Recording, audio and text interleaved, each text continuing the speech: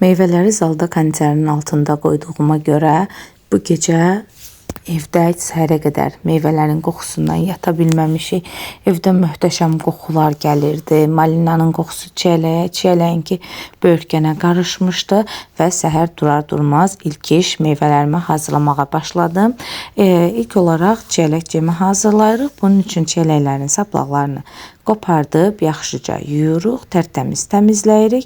Qeyd edim ki, mən nə sodadan, nə sirkəli suda falan saxlamıram. Sadəcə adi suda saxlayıram və daha sonra yuyuram. Yuduqdan sonra isə sularını süzməyini gözləyib blenderımıza əlavə edib yaxşıca püre halına gələnə qədər blenderda qarışdırıb qazana əlavə edirik. Daha sonra isə kiloya kilo prinsipi ilə üzərinə şəkər tozu əlavə edib yaxşı qarışdırırıq. Bütün şəkər tozlarımızı əridirik və gür odda bişiririk. Qeyd edim ki, sizlər üçün çiyələk mürəbbəsinin hazırlanması videosunu da paylaşacağım. İstəyən olarsa onu da izləyə bilər və mütəmadi olaraq müxtəlif meyvələrin mürəbbə, kompot turşularını hazırlamağa çalışacağım. Gür odda qazın üzərinə yerləşdirib üzərində yaranan kəfləri də yavaş-yavaş yığmağa başlayırıq. Qazanın böyüklüyündən, meyvənin çoxluğundan asılı olaraq cemimizin pişmə müddəti adətən 50-60 dəqiqə təşkil edir və bayaq da dediyim kimi gür odda bişiririk. Daimi qarışdırmağa çalışırıq ki, altını tutmasın. Bişən son halını da sizlərlə göstərəcəm, hansı qatılıqda olmalıdır.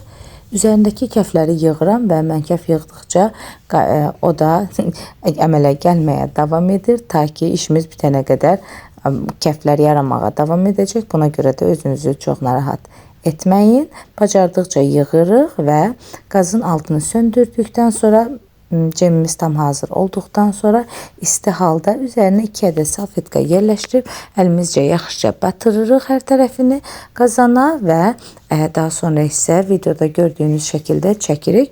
Mən ilk dəfə bunu görəndə alınacağını fikirləşməmişdim açıqcası. Sonra yoxlamışdım, həqiqətən də alınmışdı. Düzü tam olaraq çəkmir, amma böyük hissəsini təmizləyir. Yerdə qalan hissəsini isə özümüz yenə bir qaşıq köməyi ilə təmizləyirik. Cemimin son halı bu şəkildədir. Birazdan sizə hansı qatılıqda olduğunu da göstərəcəm. Təxminən 1 saata bişdi və gür odda bişdi. Hazırlayan hər kəsə indidən nuş olsun.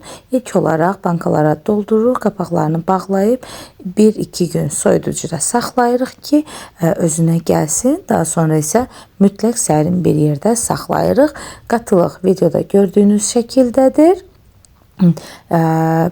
Biraz da soyuducuda qaldığı zaman da qatılaşacaq. Videomu izlədiyiniz üçün hər birinizə minnətdaram. Növbəti videolarda görüşənədək hələlik özünüzə yaxşı baxın.